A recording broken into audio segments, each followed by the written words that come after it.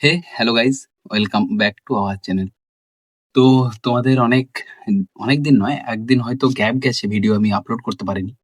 তার একটাই কারণ আগেও বলেছি, এখনো বলছি যে আমি একটা খুব সস্তা একটা মোবাইল থেকেই ভিডিওগুলো বানাই। আর ভিডিওগুলো যে মানে এডিট করি, তার জন্য একটা থার্ড পার্টি অ্যাপ নিয়ে রেখেছি। যার ফলে ওখান থেকে কোনো সময় ভিডিওটা এক্সপোর্ট যে হয় ওখান থেকে, তো ওইটা হতে অনেক সময় লেগে যায়। লেংথি প্রসেস হয়ে যায়। কোনো সময় ২ ঘন্টা, ৪ ঘন্টা, ৫ ঘন্টা এরকম লাগিয়ে দেয়। তার কারণটা আমি বিশেষ করে যেটা বুঝতে পারছি সেটা হলো আমার মোবাইলটা, যার কারণে এটা হয়। তো তোমাদেরকে আগেও এইসব কথা বলেছি আমি। এখনো বলছি, তার কারণ একটাই যে আপলোড গুলো আমি ঠিকঠাক সময় মতো করতে পারছি না। অ্যা সেটা আমার হয়তো অজুহাত হবে, এর আগেও বলেছি।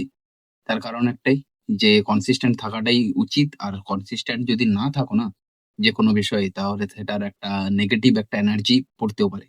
ঠিক আছে? তো তোমাদেরকে আজকে আমি একটা ছোট্ট কাহিনী বলি, ঘটনা। তো ঘটনাটা ঘটেছে আজকেরই। ঠিক আছে? তো আমার মা গেছিল মা দিদির বাড়ি। বাবাও গেছিল সঙ্গে। তো যথারীতি যেমনই হয়, বাবা কি করে সাইকেল নিয়ে গেছিল। আর মা মাকে সাইকেলে নিয়ে আসতে পারবে না বলে অটোতে তুলে দেয়। আর তার ফলে মাকে বলে যে, "তুমি এরকম জায়গায় গিয়ে দাঁড়াবে। আমি ওখান থেকে আবার অটোতে তুলে দেবো। তুমি এখানে আসবে, আবার সেখান থেকে তোমাকে নিয়ে চলে আসবো।" ঠিক আছে? তো বিষয়টা এখানে একটা কোথাও একটা মিসলিড হয়ে যায়, বা কোথাও একটা কিছু একটা হয়ে যায়। যার ফলে খুঁজে পাওয়া যাচ্ছিল না মাকে। বিশেষ করে খুঁজে পাওয়া যাচ্ছিল না বলতে ভুল হবে। তোমার মোবাইল নেই মার কাছে, বাবার কাছেই আছে। আর তার ফলে কি হয়েছিল, কমিউনিকেশনটা হচ্ছিল না। যে কোথায় আছে, কি ব্যাপার না আছে। তো তার ফলে সবাই একটু আতঙ্কে পড়ে গেছিল যে কোথায় গেছে, কি হয়েছে, ঠিকঠাকভাবে রাস্তা চেনেও না, আসতে পারবে কিনা সেইসব ব্যাপার নিয়ে। তো সেই সময় যেটা আমার বেশি করে ফিল হচ্ছিল সেইটা বলার জন্য আমি বলছি। যে ফিল হচ্ছিল সেই সময়, যে আমার মনে হচ্ছিল যে আমার কাছে যদি একটা যদি বাইক থাকতো আমাদের বাড়িতে, তাহলে কি হতো, আমি চট করে বাইকটা নিয়ে বেরিয়ে পড়তাম জিনিসটা। তো সেখানে আমার কি হতো, তাহলে আমি খুঁজতে আমার সুবিধে হতো, এ যাই হোক হতো। আর আমি যদি সেরকমই যদি আমরা আমাদের ফ্যামিলিটা যদি সেরকম একটা বড় কোনো টাকা পয়সার দিক থেকে হতো, তাহলে ব্যাপারটা কি হতো, যে আমরা কোথাও যেতাম, সেখানে গিয়ে আড্ডা মারতাম কাছাকাছি। তো সেখান থেকে কিছু জনের কাছ থেকেও আমি বলতে পারতাম যে, "ভাই আয়, আমি এই জায়গায় যাবো, বা এখানে এরকম হয়েছে কেসটা।" তো তো করতে পারতাম তখন জিনিসটা। বেসিক্যালি এখন করতে পারছি না কেন? টাকা। আগেও বলেছিলাম তোমাদেরকে যে এই সময়টা বা এই যুগটাতে টাকা কথা বলে। ঠিক আছে? হ্যাঁ, তুমি যদি ভালো মানবিক মানুষ হও, তাহলে ঠিক আছে। তাতে কোনো খারাপ বিষয় নয় জিনিসটা। কিন্তু অ্যাকচুয়ালি কাজ করে এখানে টাকা। আর যে বলছিলাম, ইনফ্লুয়েন্স যদি করতে পারো কাউকে। এই দুটো জিনিস এই বর্তমান যুগে, এই পুরো পৃথিবীতে, ঠিক আছে? এমন একটা জিনিস সৃষ্টি করতে পারে যেটা হয়তো তুমি কল্পনাও করতে পারছো না জিনিসটা, ধারণাও আসছে না। ঠিক আছে? তো এইসব ধারণা যদি কেউ যদি করতে চাও রিয়েলিটিতে, তাহলে দেখবে যাদের খুব টাকা পয়সা আছে, তাদের পাশাপাশি যাদের বাড়ি আছে, তারা বুঝতে পারে অ্যাকচুয়ালি। ঠিক আছে? তো খান স্যারের কিছু কথা দেখবে আমার খুব ভালো লাগে। খুব ভাইরাল হয় খান স্যারের কথাগুলো। সেগুলোর মধ্যে একটা হলো যে আমার যেটা খুব কাছের, একদম বলা যায় যে মনের খুব গভীরে যে কথাটা আছে। ঠিক আছে? তো সেটা হলো যে, তুমি ১০০ কোটি কামিয়ে নাও বা ২০০ কোটি কামিয়ে নাও পার ইয়ারে, তাতে কোনো অসুবিধে নেই।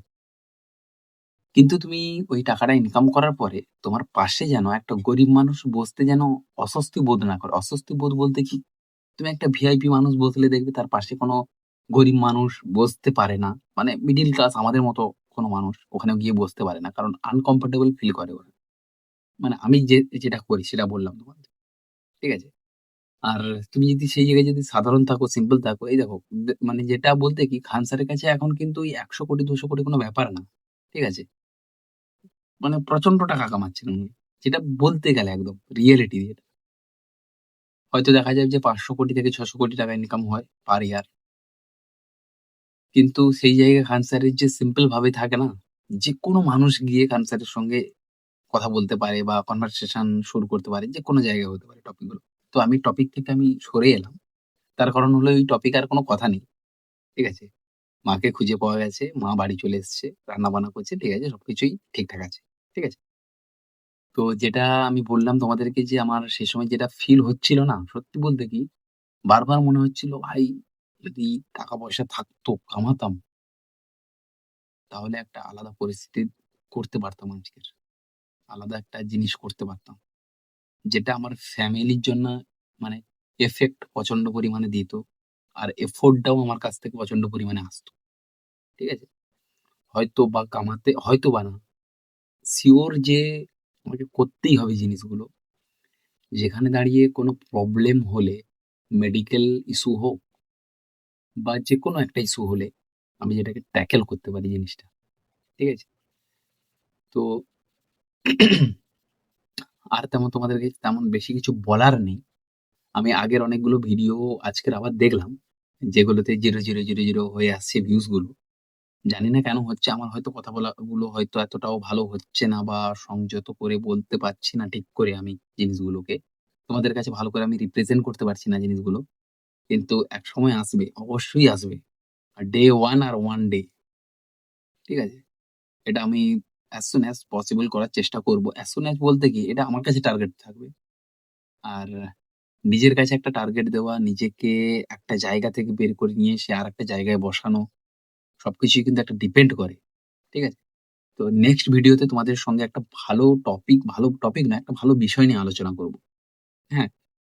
আহ আর তোমাদেরকে সেই বিষয়টা যদি বলি না, তোমরাও কাছাকাছি ইন্সপায়ার হতে পারো। যারা দেখো আমার ভিডিওগুলো। কারণ কি?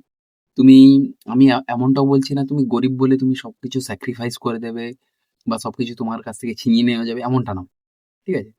তুমি যদি মিডল ক্লাস থেকেও যদি বিলং করো তাহলে তুমি সেগুলো অ্যাচিভ করতে পারো। যদি তোমার কাছে যদি সেরকম টেনডেন্সি থাকে, ইচ্ছেগুলো যদি থেকে থাকে আর তোমার যদি গোলটা যদি সেরকম দূরের হয়, সবসময় মনে রাখবে যে বড় অ্যাচিভমেন্ট বেশি সময় চায়। ছোট সময়ে ছোট অ্যাচিভমেন্ট পাওয়া যায়। আমি দেখেছি সব জায়গায়। অনেক জায়গায় কাজ করেছি তোমাদেরকে আগেও বলেছি। তাই জন্য বললাম যে ছোট অ্যাচিভমেন্ট করতে চাও তো তুমি পেয়ে যাবে যেকোনো একটা কাজ। এমন কোনো বড় বিষয় নয়, বড় ফ্যাক্টর নয়। আজকালকার দিনে যেকোনো একটা কাজ পাওয়ার। অনেকেই ভাবে যে কাজ পাওয়া যায় না, কাজ পাওয়া যায় না ভুল কথা। তুমি যদি করতে চাও না হাজারো কাজ আছে, লাখো কাজ আছে করার জন্য। কিন্তু তোমার মাইন্ডসেট কিরকম সেটা ডিপেন্ড করছে। আর হ্যাঁ, একটা সবচেয়ে বড় বিষয় যেটা হলো সেটা হলো তোমার ফ্যামিলির ব্যাকগ্রাউন্ড।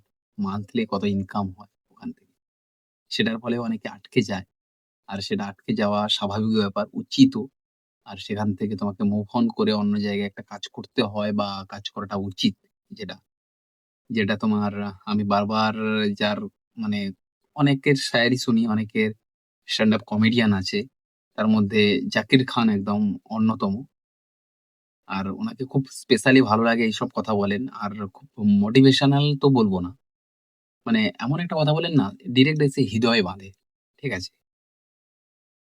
আর আজকের একটু মানে টেনশনে ছিলাম, এখনো আছি। আর সেগুলো নিয়ে ভাবছিলাম। তোমাদেরকে একটু তাই জন্য জানিয়ে দিয়ে গেলাম যে কতটা জরুরি তোমরা যত তাড়াতাড়ি পারো গ্রো আপ হয়ে যাও। টাকা-পয়সা ইনকাম করো। ভালো, ভালো মানুষের সঙ্গে কানেক্টেড থাকো। যার ফলে নেক্সট টাইম এ তোমার কিছু হলে না, ওরা যাতে তোমাকে সাপোর্ট করতে পারে এরকমভাবে কানেক্টেড থাকো। এরকম নয় যে হ্যাঁ আছে কিন্তু কানেক্টেড এমন তোমার বিপদের সময় কানেক্টেড হচ্ছে না তারা। তাহলে কিন্তু কোনো লাভ নেই বস। একদম লস। ঠিক আছে?